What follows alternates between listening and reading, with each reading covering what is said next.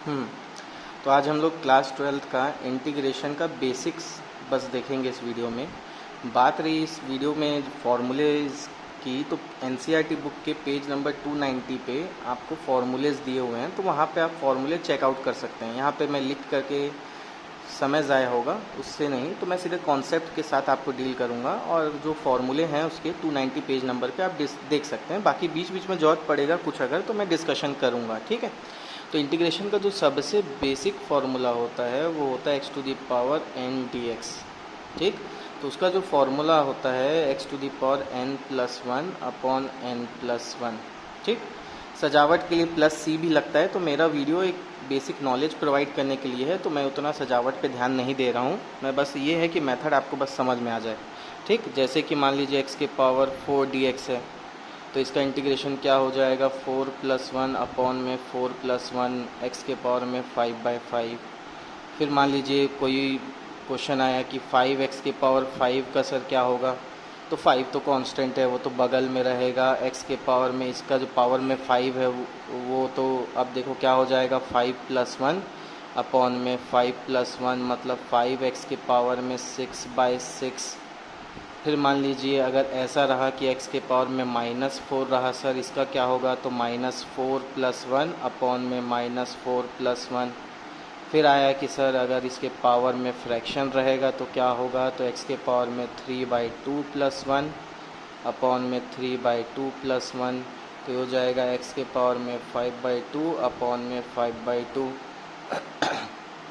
फिर आया कि सर इसके पावर में माइनस में अगर 3/2 रहेगा तो उसका क्या होगा, तो x के पावर में -3/2 प्लस वन -3/2 प्लस वन, तो x के पावर में -1/2 अपॉन में -1/2। ऐसा कुछ, यानी इस पैटर्न के जितने वैरायटीज़ मैं आपको दिखा सकता हूँ मैं दिखाया। जैसे कि मान लीजिए कोई कांस्टेंट रहा, उसका इंटीग्रेशन, तो बोले सर कांस्टेंट का इंटीग्रेशन, तो कांस्टेंट की इंटीग्रेशन को आप इसके बाद से आप डायरेक्ट में लिखना होता कैसे है। जैसे कि मान लीजिए x के पावर में 0 रहा, x के पावर 0 1 होता है, इसलिए वैसे लिख दिया। तो 2x के पावर में 0 प्लस वन अपॉन में 0 प्लस वन मतलब क्या हो जाएगा 2x। इसे कहने का मतलब कोई भी कांस्टेंट रहे, इसका इंटीग्रेशन आप करेंगे तो ऐसा कुछ x लगा करके लिख दीजिएगा बस, ठीक। इसके बाद इंटीग्रेशन का कोई भी बेसिक, जैसे कि log x का इंटीग्रेशन तो होता नहीं है, तो 1/x का इंटीग्रेशन करेंगे तो क्या हो जाएगा log x हो जाएगा। बाकी सभी अपॉन में जो भी x रहता है उसको हम लोग ऊपर ले जा कर के सॉल्व करते हैं। सिर्फ 1/x का log x होता है, इसको -3 ऐसे करके ऊपर लेके गए dx, और फिर इसका integration -3 plus one -3 plus one, तो x के पावर में -2/-2 ऐसा कुछ, ठीक है। तो ये x के रिलेटेड बहुत सारे सवाल जो थे वो आपके सामने मैंने पेश किए, ठीक। इसके बाद और भी सवाल सब होते हैं, जैसे कि मान लीजिए कोई बड़ा सा नंबर है, उसके डिवाइड में अगर x हो तो उसको कैसे हैंडल करना है, तो वो सब चीज़ भी हमको सीखना पड़ेगा। जैसे कि मान लीजिए कोई सवाल रहा, ऐसा कुछ सवाल x³ -1/x³, इसका इंटीग्रेशन कैसे करें सर, तो इसको सेपरेट कर लो पहले। सेपरेट करने के बाद देखो क्या बचा, x -1/x², ऐसा। तो x का इंटीग्रेशन x2/2, फिर ये भाई साहब ऊपर गए तो इसका integration -2 plus one -2 plus one, तो x²/2 माइनस एक्स के पावर -1/-1, ऐसा कुछ, ठीक।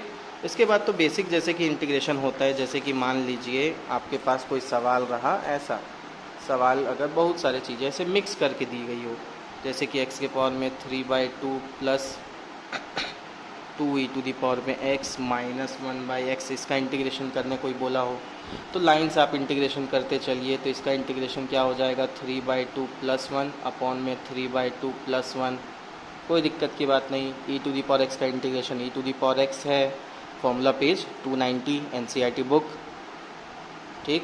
1/x का इंटीग्रेशन log x, ऐसा, ठीक। तो लाइन से इसमें आप इंटीग्रेशन करते करते प्रोसीड कर सकते हैं आप, ठीक। इसमें अगर मान लीजिए ऐसा रहा integration sin x plus cos x, तो लाइन से आप प्रोसीड कर सकते हैं। sin x का इंटीग्रेशन माइनस cos x और प्लस cos x का इंटीग्रेशन sin x, ऐसे करते करते आप लाइन से प्रोसीड कर सकते हैं आगे। ठीक, ऐसा कर करके सवाल को सॉल्व किया जा सकता है। ठीक, कई कई किताबों में आपको इंटीग्रेशन के सवाल में फाइंड एंटी डेरिवेटिव करके भी लिखा हो सकता है, उसको भी आप ऐसे बना सकते हैं। कोई ऐसे फ्रैक्शन में दिया हुआ सवाल है जो कि पिछला सवाल मैंने आपसे डिस्कशन किया, तो उसको सेपरेट करके सॉल्व किया जा सकता है। कोशिश ये करना है ऐसे टर्म्स में, ऐसे फॉर्मेट में आपको चेंज करना है जिसका इंटीग्रेशन में कोई ना कोई फार्मूला बनता है, जिसका इंटीग्रेशन में कोई ना कोई फार्मूला बनता है। क्योंकि देखिए इंटीग्रेशन का कॉन्सेप्ट थोड़ा सा कम है कहने का मतलब लिमिटेड है। इंटीग्रेशन में कॉन्सेप्ट तगड़े हैं मगर उसमें यूजेस कम है। जैसे कि मैं आपको बताना चाहूँ तो इंटीग्रेशन में u बाई वी फार्मूला नहीं है, u इंटू वी है तो भी बहुत जटिल है। ठीक, तो उस टाइप की दिक्कत को सॉल्व करने के लिए ऐसा किया जाता है। उसके बाद अगर मैं बताऊं तो इंटीग्रेशन का सबसे इम्पॉर्टेंट और सबसे मेन जो कॉन्सेप्ट है वो मैं आपको सिखा देता हूँ। वैसे टाइप के कॉन्सेप्ट, वैसे टाइप के सवाल को कैसे हैंडल कर सके। जैसे कि मान लीजिए क्वेश्चन है मेरे पास कि sir 2x upon 1 plus x square D x, ये सवाल है सर इसमें तो आप सेपरेट भी नहीं कर सकते, ऊपर में कुछ है नहीं, तो नीचे आप u बाई वी तो होता नहीं है, वो नहीं लगा सकते, तो सर कैसे इसको हैंडल करेंगे।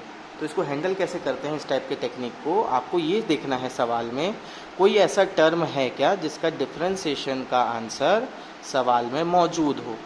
कोई ऐसा टर्म है क्या जिसका डिफरेंशिएशन का आंसर सवाल में मौजूद हो। जैसे कि मान लीजिए ये 1 प्लस एक्स स्क्वायर, इसको अगर मैं ले लेता हूँ t, तो 1 का डिफरेंशिएशन 0, एक्स स्क्वायर का differentiation 2x dt by d x. अब आप देख सकते हो यहाँ पे 2x dx है, इसको अगर क्रॉस मल्टीप्लाई करूँ तो 2x dx is equal to क्या हो गया dt, तो यानी हो गया dt, और 1 प्लस एक्स स्क्वायर की वैल्यू क्या हो गई t, तो ये हो जाएगा 1 बाई टी का कितना हो जाएगा log t, और log t की वैल्यू क्या हो जाएगी 1 प्लस एक्स स्क्वायर, आंसर। यानी आपको ऐसा एक टर्म खोजना है जिसका डिफरेंशिएशन का आंसर सवाल में मौजूद हो।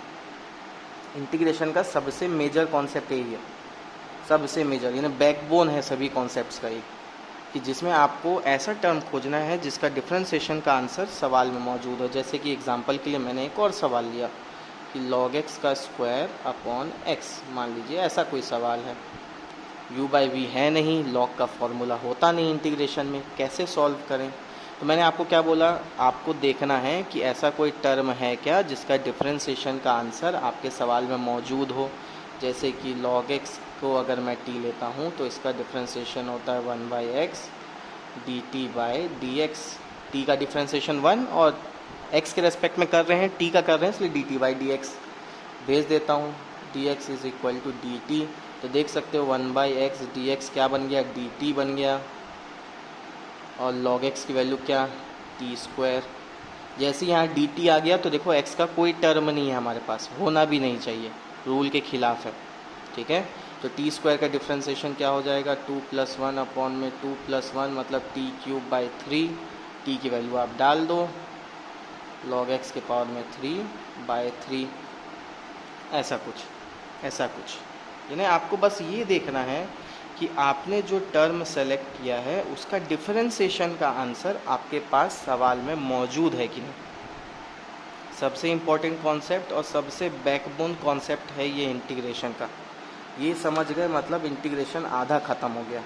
कुछ सैंपल के लिए और सवाल लेते हैं, जैसे कि मान लीजिए सवाल कुछ ऐसा है, integrate cot x log sin x।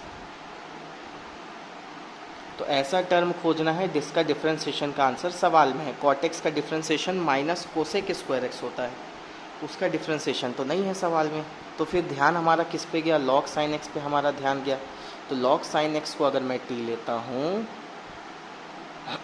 log sin x तो 1 बाई साइन एक्स, और sin x का differentiation cos x dt by d x. Sine cos x by sine x कितना हो जाएगा cot x, इधर से गया dx is equal to dt। तो देख सकते हो पूरा cot x और यहाँ पे जो dx है ये पूरा हमारे साथ चला गया और क्या बन गया वो dt, और log sin x की वैल्यू क्या हो गई t। इंटीग्रेट करेंगे इसको t square by 2, simple. t की जगह पे log sin x by 2 square. ठीक, यानी आपको ऐसा टर्म सेलेक्ट करना है, ऐसा टर्म सेलेक्ट करना है जिसका डिफरेंशिएशन का आंसर आपके सवाल में मौजूद रहे। तुरंत से आपका सवाल सॉल्व हो जाएगा, तुरंत से आपका सवाल सॉल्व हो जाएगा। एकदम इजी कॉन्सेप्ट, एकदम बेसिक कॉन्सेप्ट, एकदम शानदार कॉन्सेप्ट। ठीक है, तो इससे रिलेटेड और भी मैं फ्यूचर में वीडियोस देते रहूँगा। अभी तो ये बेसिक वीडियोस था। ठीक, तो इसको बनाइएगा ज़रूर। ठीक, आगे वीडियोस में मैं और इसके कॉन्सेप्ट को क्लियर करने की कोशिश करूँगा। ओके।